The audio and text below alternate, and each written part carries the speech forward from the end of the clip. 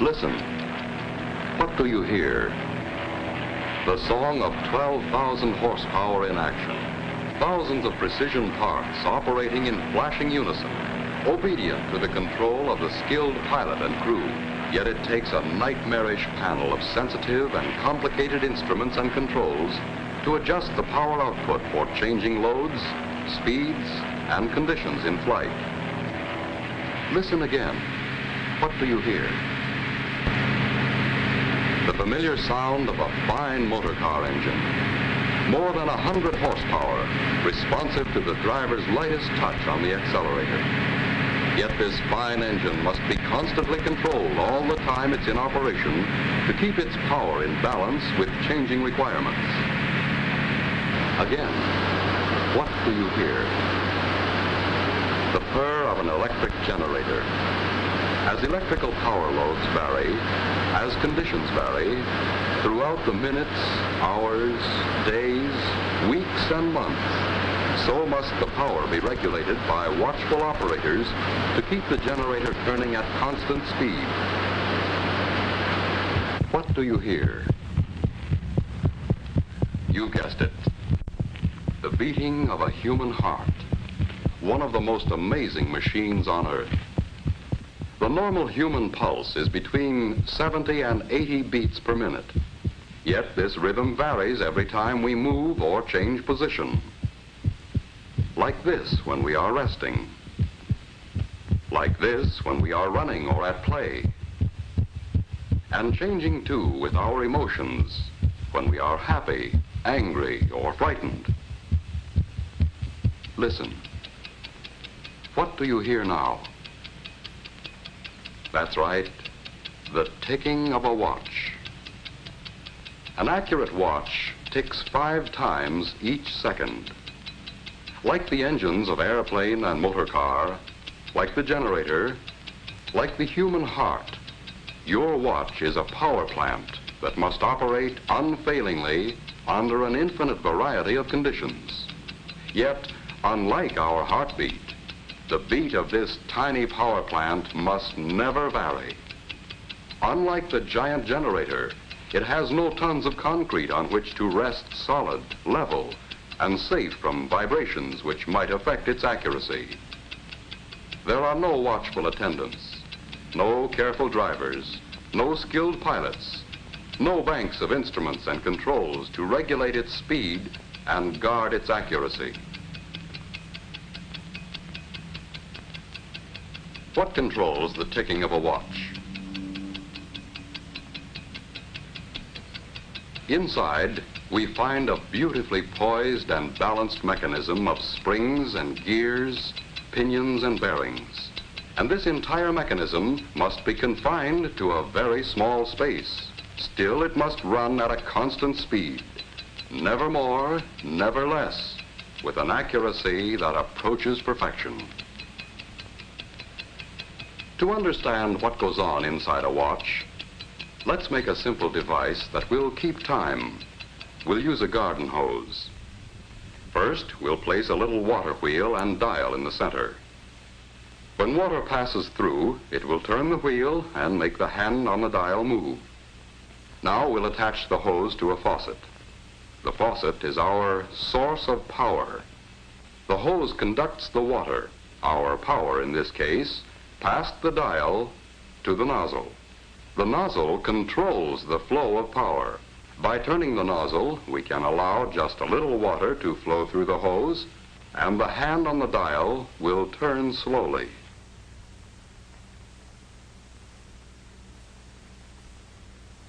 By opening the nozzle wider, we allow a heavy stream of water to flow through the hose, and the hand on the dial turns faster. If our source of power, the water pressure, remained constant, and if we could adjust the nozzle carefully enough, we would have a timepiece that would keep accurate time. Here, in a greatly simplified form, we have the 4 elements needed in every timepiece. A source of energy or power, a means of transmitting power, a dial to record the flow of power, and a way to control the power. Now let's see what these four elements are like in our watch. First, we'll take our watch apart, like this.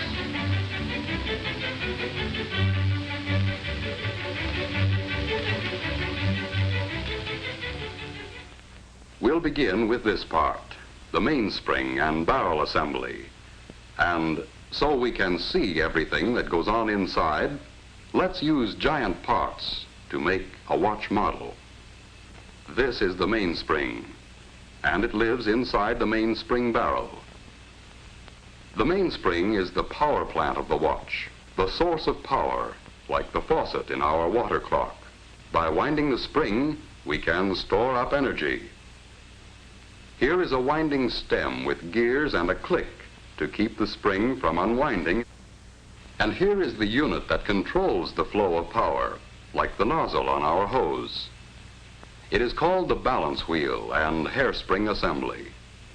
It consists of the balance wheel, hairspring, balance staff or axle. Fastened to the balance staff is a part called a roller. To the roller is attached an upright jewel pin. Let's see how these work together. A push on the jewel pin will start the balance wheel moving, and more pushes will keep it moving.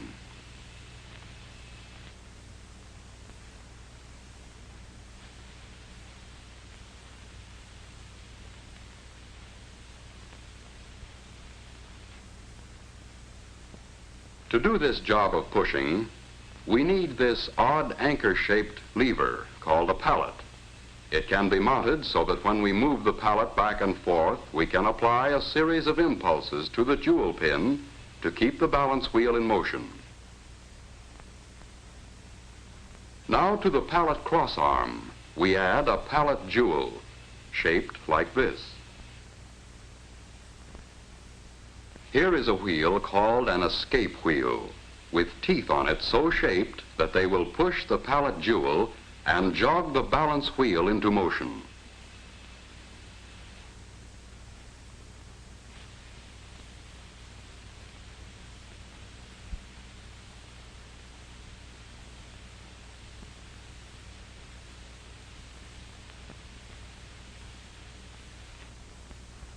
Now we'll use the energy stored up in our mainspring to drive the escape wheel.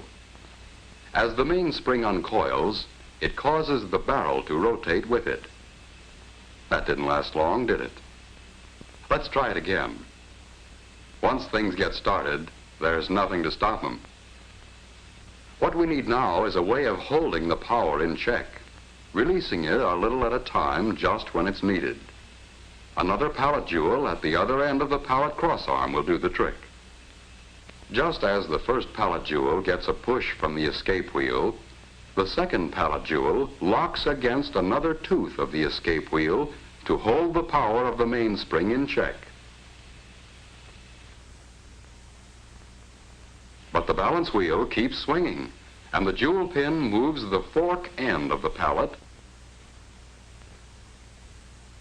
until the escape wheel is again unlocked.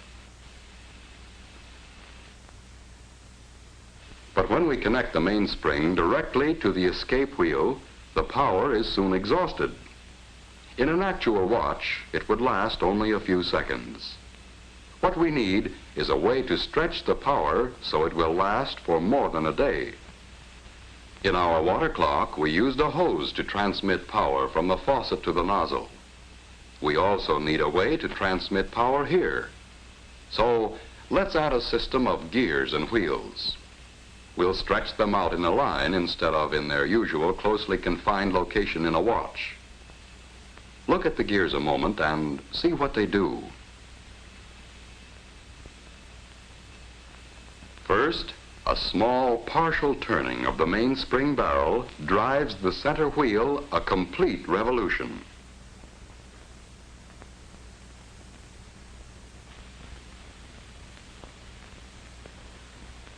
A partial revolution of the center wheel drives the third wheel a complete revolution.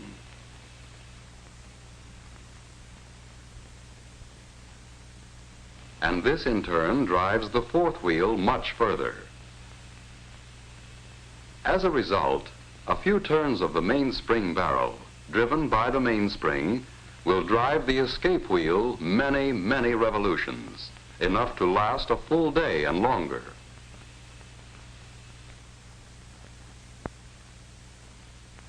What we have now is a complete model watch train. Through the gears, the mainspring drives the escape wheel. The escape wheel teeth push first on one pallet jewel and then the other. The pallet fork nudges the jewel pin on the balance wheel to keep it moving. The swinging balance wheel on its return trip moves the pallet fork. This unlocks the escape wheel to release a little more energy from the mainspring.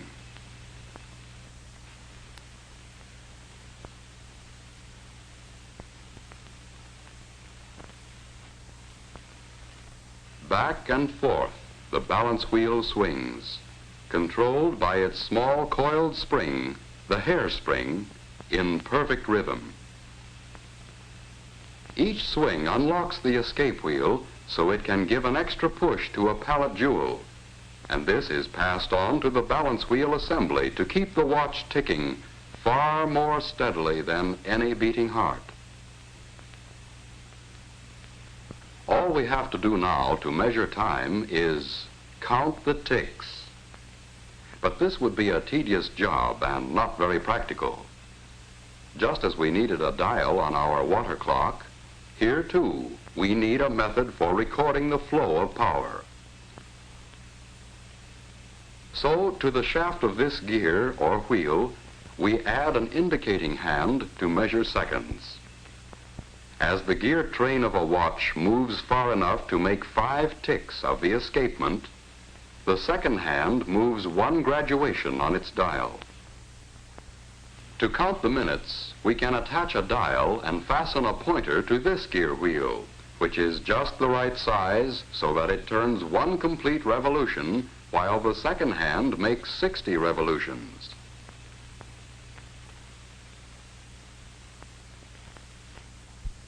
And to count the hours, we can have another pointer geared just so, to move 1 complete revolution every 12 hours. The second hand makes a complete revolution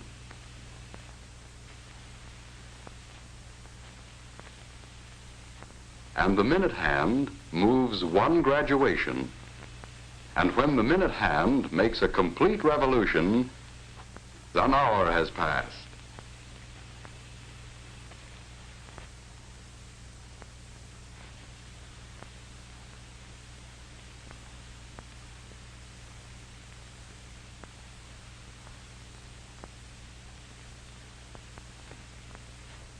Now we can tell what time it is. But a gear train all strung out like this is a long way from an actual watch.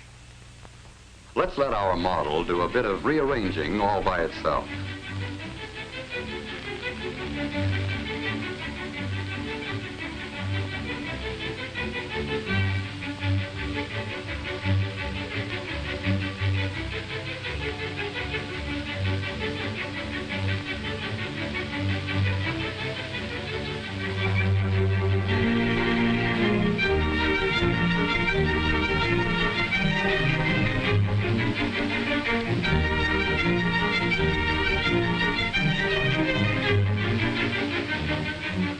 Now we know what time it is and how and why we know. A fine watch itself is, of course, a compact precision mechanism with parts miraculously small and fashioned by craftsmen with incredible accuracy. But the basic principles are those we have just seen, frequently applied on a scale almost microscopic to produce the world's most accurate portable measuring instrument. In a truly fine watch, there are many things which make possible the accurate control and release of power. Jewels, for example.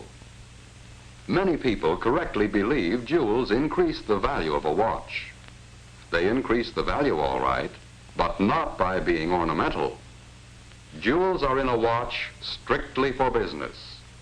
They add to the value only when correctly placed and used.